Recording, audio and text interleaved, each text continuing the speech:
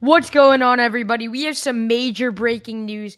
Coach Kitley took the podium Tuesday morning and said that Caden Veltkamp is going to be that week one starter in College Park against Maryland. This may not be a shocker to some of you guys, but it is still a bit surprising 3 weeks in advance that we have a quarterback one after some of the struggles of fall camp. During this video, I'll be talking about Caden Veltkamp. However, we're going to put some highlights over last year at Western Kentucky and what he did. So if there's an ad that pops up or something, my apologies. Please excuse it. But let's get started here. So, as you guys can see, I'll be showing you some highlights of the UTEP against Western Kentucky game. This might get copyright strike. But Caden Veltkamp overall, he didn't have his best camp, to say the least. And I think he'll even admit that. But also, there were some other guys who had great camps. Mike Valentino was one of them who was hitting every single receiver in stride. Zach Gibson, for the most part, was good. And he is that veteran guy who started last year in an FBS school in Georgia Tech.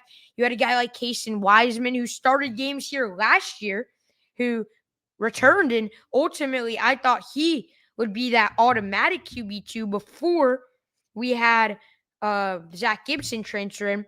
But Caden Veltkamp overall is someone who we expected to be the QB1 starter. Now, why did we expect Caden Veltkamp to be the QB1 starter?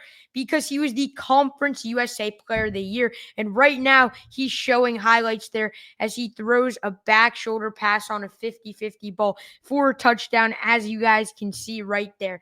But overall, Caden Veltkamp is the most experienced player in this quarterback room when it comes to games started. Maybe Zach Gibson started more games overall. I mean, he's 25 years old. However, Caden Veltkamp started every single game last year at Western Kentucky. He gets to bring in his wide receiver one this year in Easton Messer. And you also have to make sure that Easton Messer is going to be happy entering the season because he transferred with an assumption of coming in with Caden Veltkamp. So the two of them could be able to keep that connection going over here at FAU. And as we know, Caden Veltkamp made some mistakes. Coach Kitley said he had an interception in the red zone in the last scrimmage. And there were some positives from Zach Gibson as well. We heard Coach Kitley give him a lot of praise as well. And it looks like Zach Gibson is leading the way at the QB2 position. But let's talk about what this means for FAU to have a clear-cut QB1 in the middle of August. This is the earliest I think FAU has been able to have that QB1 role secured this early in a very long time. Last year, we saw Cam Fancher and Tyreek Starks battle it up to game week. The year before, we saw Daniel Richardson, Cam Fancher, the year before, we saw Tyreek Starks in that room as well, who was battling it out with Casey Thompson and Daniel Richardson. And last year, it was Cam Fancher and Tyreek Starks. And we already have a QB so early. So this shows that the whole team is all on the same page. They can be able to trust that QB1 already. And it's actually really good that Coach Kitley is this confident in Caden Veltkamp to be able to believe in him way before game week to trust to give him that starting spot. And Caden Veltkamp really is someone who is a leader on this team. He's very vocal. Zach Gibson, who's even older, mentioned that Caden Veltkamp, he's learned from him, and so does the rest of the QB room.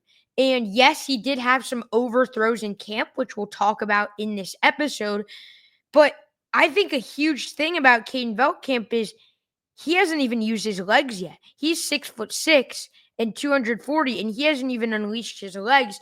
And when you have a guy who can do that, that's very dangerous. And Coach Kitley alluded to that in his press conference after the Tuesday scrimmage. So that's a huge positive for this FAU team to be able to have a QB1. Now, here's the big question, and that people have been asking me, Caden struggled through camp. Is there any battle that you see? I thought this was going to be more so of a battle But when we entered camp, Coach Kitley said, we have a 5-man battle for QB2. So I think this was already solidified a few weeks ago. However, Coach Kitley wanted to make it official today. I think right when Caden committed, he was promised that starting spot.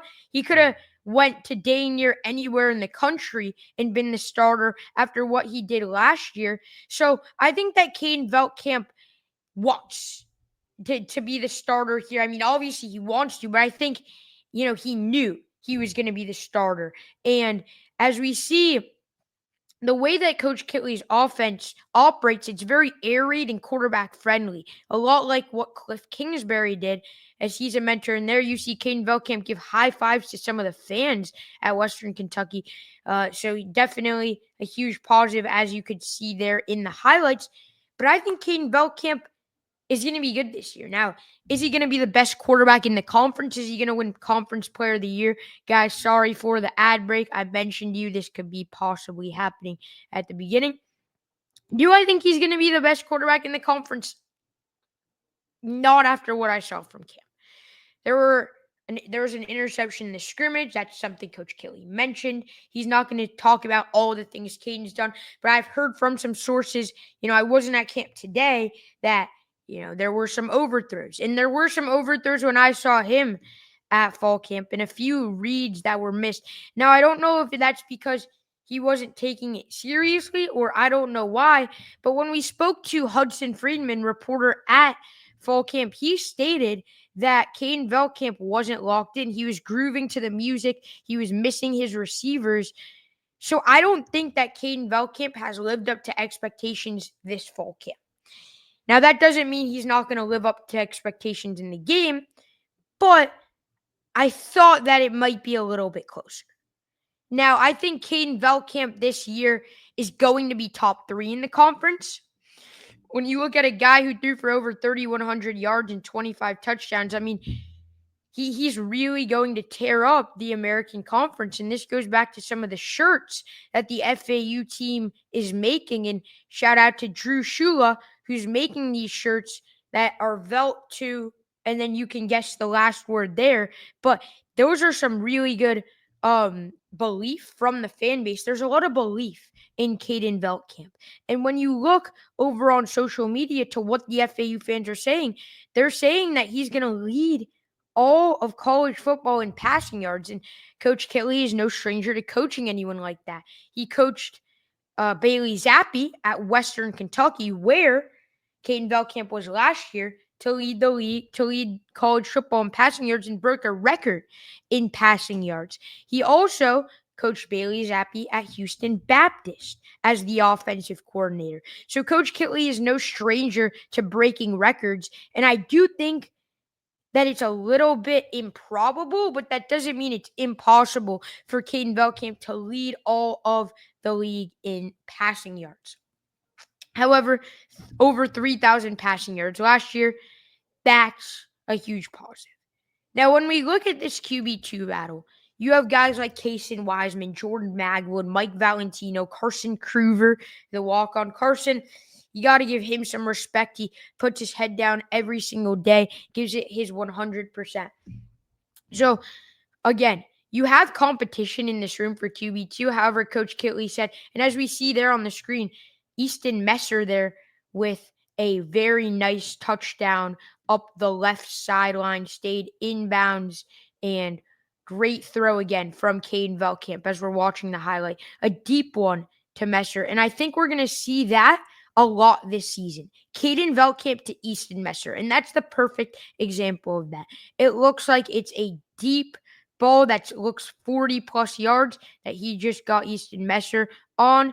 And I think that I know I said that Assad Wasim may be the wide receiver 1, but Assad Wasim and Easton Messer have different play styles. Assad Wasim's more of that shifty 10-yard slant guy, where Easton Messer averaged over 14 yards a completion last year. He's a more deep guy, and Jabari Smith as well in the receiver room. He's going to be more of a deep ball guy, over 18 yards of completion.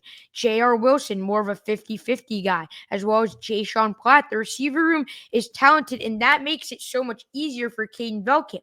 Dom Henry has had an excellent camp so far. He has really impressed Coach McCarthy. Another huge positive.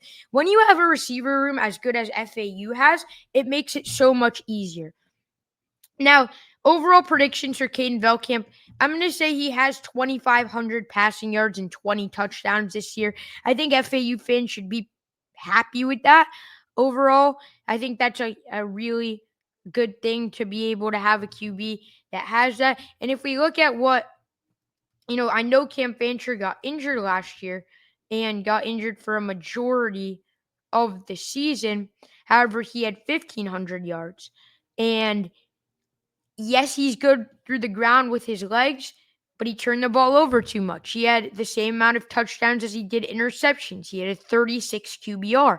Caden Veltkamp had 61%. So I think this is a big positive, and I think the main takeaway is that this coaching staff, this team, is very confident in Caden Veltkamp. So Caden, congrats on that QB1 spot. And everyone else in the QB room, just know that QB2 battle is still up for grabs, even though Coach Kitley commented on it and that Zach Gibson was leading it. That's everything for today. Hope you guys enjoyed that breaking news, but Caden Veltkamp is going to be the FAU Week 1 starter against Power for Maryland. Thank you guys so much for watching. See you in the next one.